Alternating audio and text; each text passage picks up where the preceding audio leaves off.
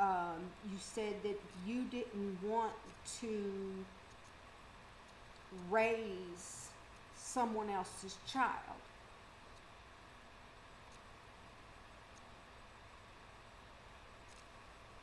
You didn't want to raise or be a mother or whatever, it's just someone else's child. And, I know that I heard this, years ago when I first heard your testimony. But to hear it now that there is all this time that has passed, the disregard for him, lack of phone calls, lack of interest, just nothing. And again, you may say, well, it's not my place. Yes. Yeah. You know what your place is in this situation. But you summed it up back then when you say you didn't want to raise somebody else's kid. So maybe, just maybe, that is part of the reason why God has not blessed you with your own child. That and maybe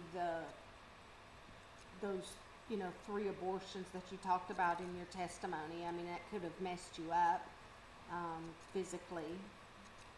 But who am I to say? I don't know.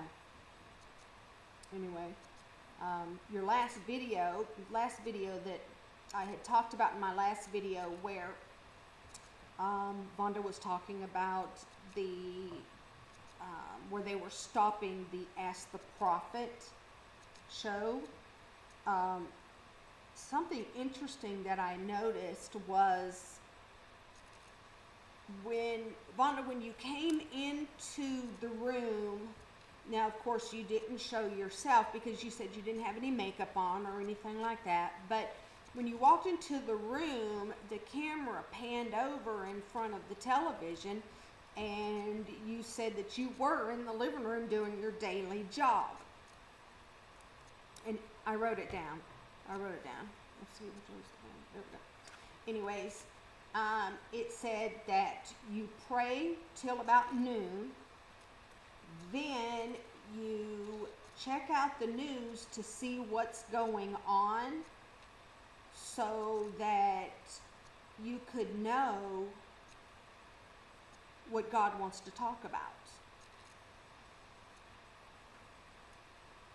Let's just pause on that for a moment and think about that.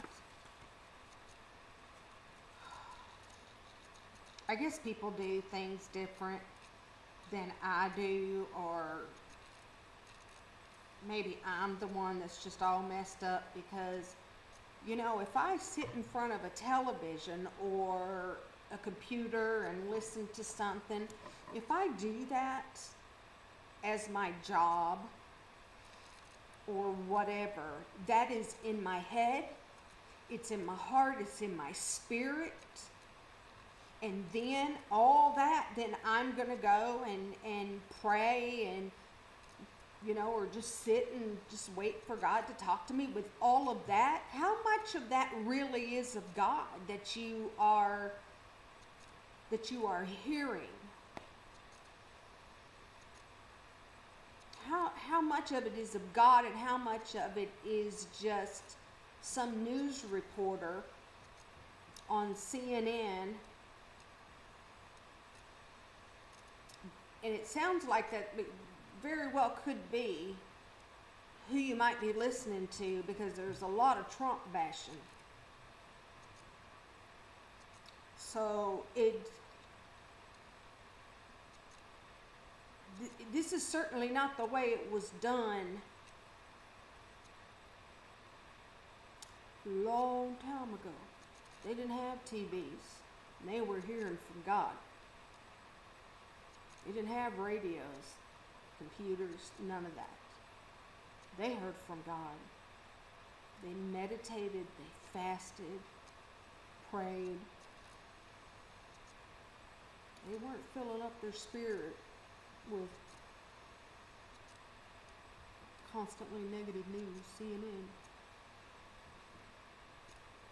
I don't know, you may not watch them, whatever. It doesn't matter. So, anyways, you know, one time I had a dream, and this was during the time when my ex-husband and I were going through some things, and this message, I know, I mean, it was so obvious, but I dreamt that me and a couple of my family members were outside of a house, and we were walking around, and there was these some stones, large stones that you would step on, and as I was walking, there was a snake there laid across, and the snake, I didn't feel like if I went outside today and saw a snake, I would kill myself probably trying to get away from it. I am horrified. You have no idea. Like, I am just literally terrified of snakes. To me, it's just Satan. I can't do them. But in this dream, there was something very familiar about this particular snake.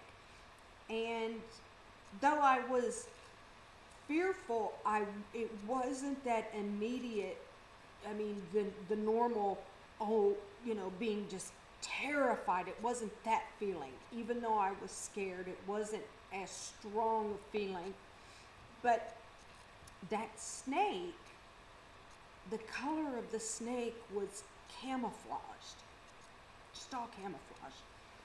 And when I woke up, I knew immediately what that snake represented for me. And that was the ex, because he's in the Army, and he always had on his camouflage uniform. So Vonda,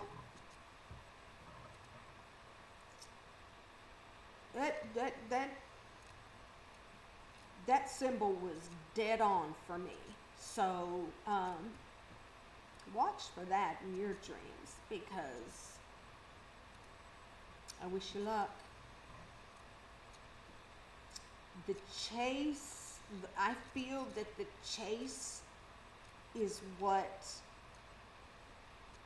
the ex was looking for, and you gave him you put up a good fight for a short amount of time. You said you met early in '08 and then married in August of '08.